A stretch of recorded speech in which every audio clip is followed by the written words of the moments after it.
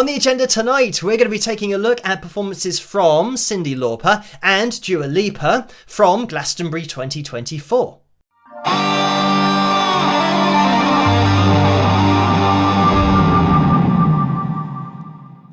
Hello, Phil here from Wings of Pegasus, and welcome to another analysis video. If you enjoyed this video, please give it a thumbs up and subscribe.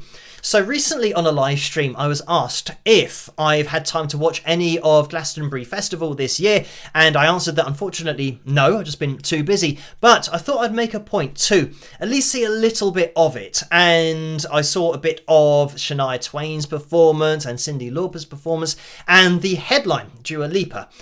I started to notice something, and I don't know whether this video is going to be a bit controversial or not, but obviously watching artists like Shania Twain and Cyndi Lauper and artists that were around a relatively long time ago now but still performing, I noticed that the older performers are still performing how they performed. So, and when I say that, what I mean is that they have a band who are playing live and they are providing a lead vocal. So it means that the vocal you're hearing is just their voice into the microphone and there's nothing else. I'm going to have to play very small sections, but we'll listen to the live performance from Dua Lipa on Sunday, the headline act. Have a listen to this.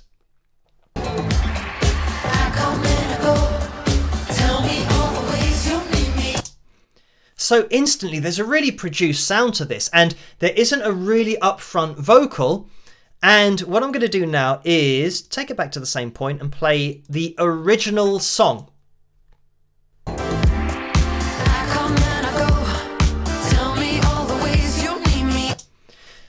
So that is the original release, and the live version is the original release, but with a microphone quite low in the mix.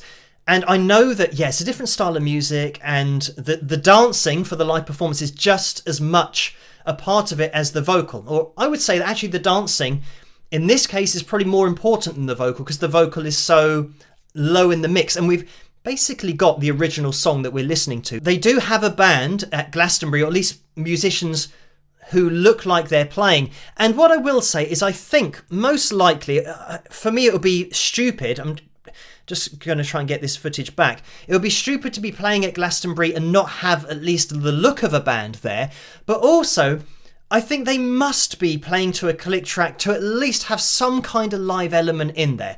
So the drummer may be playing along to a click track who will be in the mix, but obviously the original drums are in the mix as well. So all of the instrumentation is, going to be the same as the backing track. And the point is that I can move anywhere to the performance, and I'm now going to play the live performance, and I've skipped forward by almost 2 minutes into the performance. I'm going to play the live performance and the original release, the studio release, at the same time. Have a listen.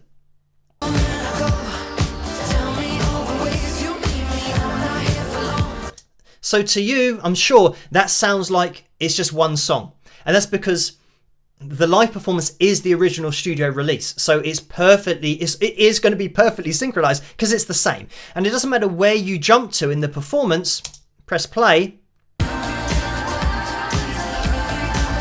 it's never going to go out of sync because it's the same audio. Now, I mean, what I will say is that I think Dua Lipa does have her live vocal in there, but it just comes in the verses. So what I'm going to try and do is take out the original and maybe the backing so that we can just hear Dua Lipa's voice, or at least the vocals that we're hearing. I come and I go. Tell me all the ways you need me. I'm not here for long. Catch me or I go Houdini. I come and I go. So just so you know, this is the live audio. So this is, just an isolated vocal of the voices that are going on. So Dua's lead vocal is in here somewhere, in with these other voices, and It sounds like it's her voice multiple times, and you'll find this kind of thing as we go forward. But I mean, what I want to say in this video is that this is what live music is with this kind of genre, and with the more modern day artists, is you're not going to get what I think older viewers might think as being a live vocal or doing stuff live, actually playing and actually singing. So I've now boosted up the volume so we can hear this hopefully a bit more clearly. So here we do have a live vocal now that I've kind of got to this verse, and you can see how, yeah, that it's not pitch corrected, it's not auto-tuned, but yeah, this is actually Dua's live mic going on. And I will say that she's got a really accurate voice, you know, pitch-wise.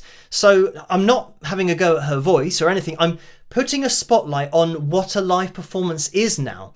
Tell me all the ways you need me, I'm not here for long. Catch me or I go Houdini, I come and I go. So yeah, so this is it, that when all of the other voices come in, you're going to lose Dua's voice in there. But interestingly, I think it picked up her voice here just for a split second, and you can see that she's between notes. But when you're listening to, what, 4 or 5 or 6 voices all sing at the same time, you're not really going to be able to tell when somebody's off pitch, because you've got 4 or 5 voices that are perfectly on pitch. So if there's one voice that's slightly out, you're not going to be able to tell. And this is very much the reason why it's done. I'll obviously get, you know, a great overall sound because you're just hearing the original studio recording, but it means that the vocalist can be loose, they can be sharp, they can be flat, they can miss notes, but you're not really going to be able to tell. So I guess this is another controversial talking point that you can say, well, if you've got 4 or 5 voices that are at the same level, if not louder than your voice, it means that you don't have to hit a note accurately anymore. Then should you, as a vocalist, get the same credibility as somebody who doesn't have all of those other voices helping? So when they miss a note, you can't help but see and hear that they've missed a note, because it is the only thing you can hear and the only thing you can see when you're looking at pitch monitoring software if you have isolated vocals for an analysis video, for example.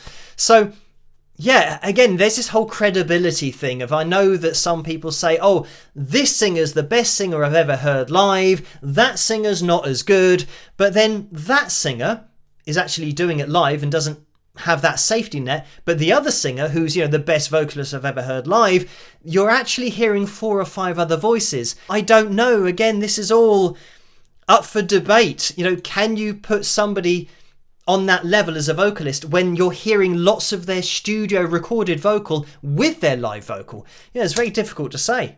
Ways you need me, I'm not here for long.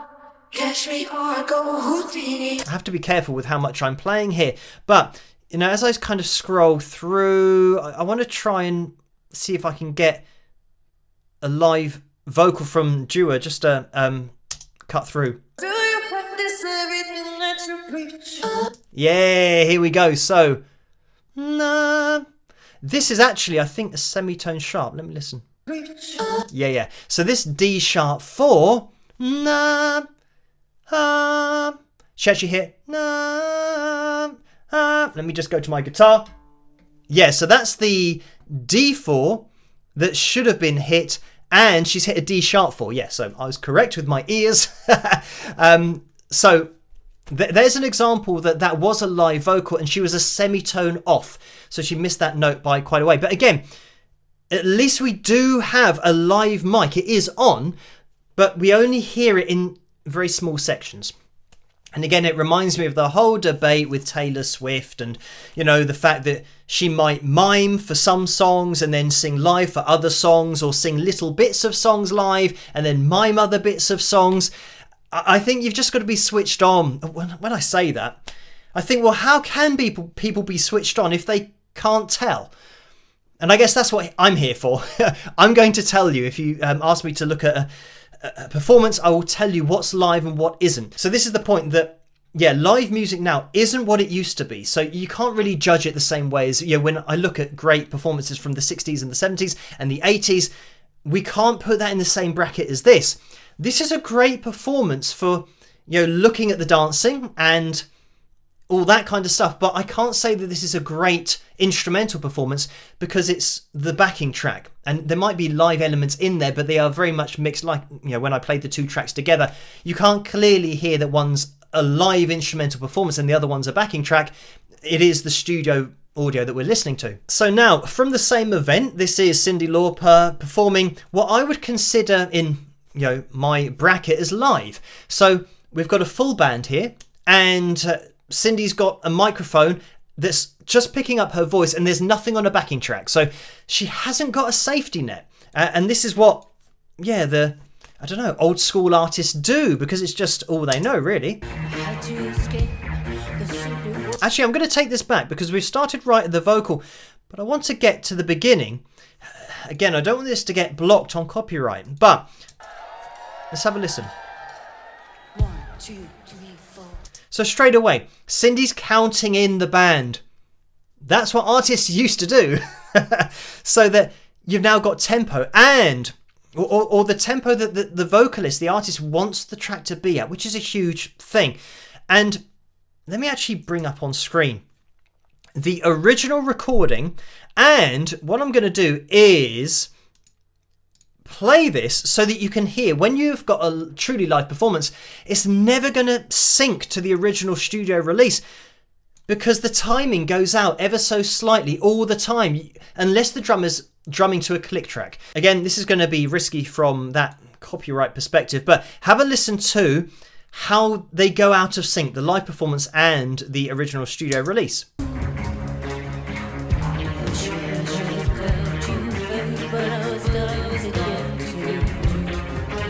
Now, you're going to have to take my word for this, that I have synchronized these two. So already in the verse, we are well out of sync because one's live and one's a studio release. Let me just listen to this again.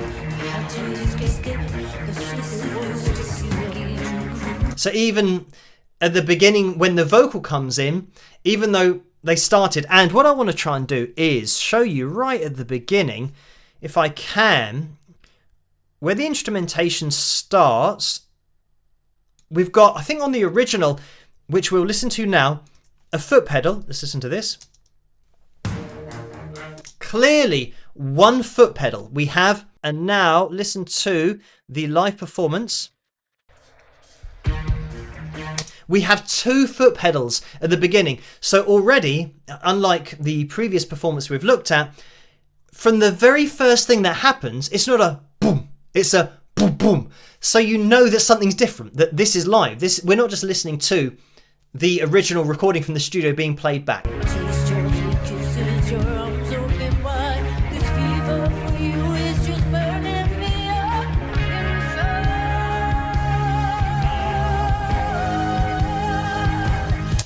And you get that kind of thing that happens when you're listening to a true live vocal. Cyndi here is trying to place her voice, or at least hear where her voice is. And let me just let it play on, because you'll see.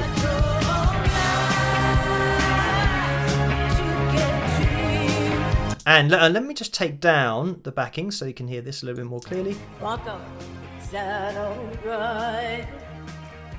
And you might not have seen that actually, but she says about, and she's actually telling whoever it is at the side of the stage to increase the volume of her voice, most likely in her in-ear monitors, because she can't hear her voice. So this is why you get this sudden semitone shift from the build up to the chorus to then going into the chorus. Have a listen again.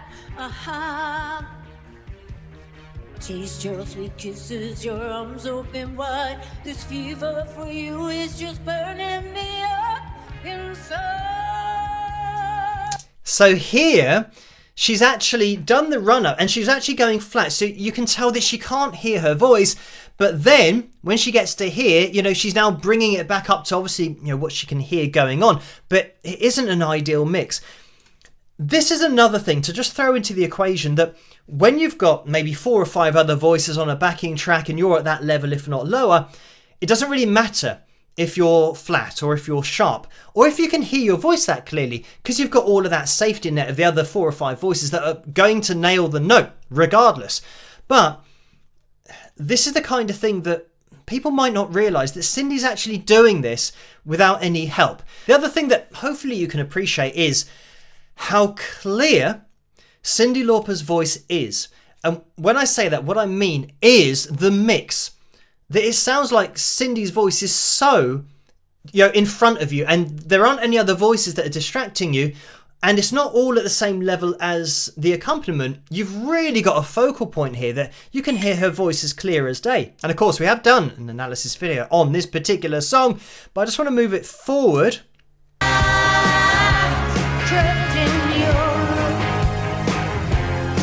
And that kind of thing, where the drummer misses his snare. That's the kind of thing that happens live, and sometimes a drummer might drop a stick or something will happen where, you miss a snare, but, as you can hear, just get straight back into it. It doesn't matter. But again, this is, what a live performance is. Cyndi just belting out, I don't know where it is, but there's a note that she just absolutely nails. Let's have a listen to this. Your arms open wide. This fever for you is just burning me up inside.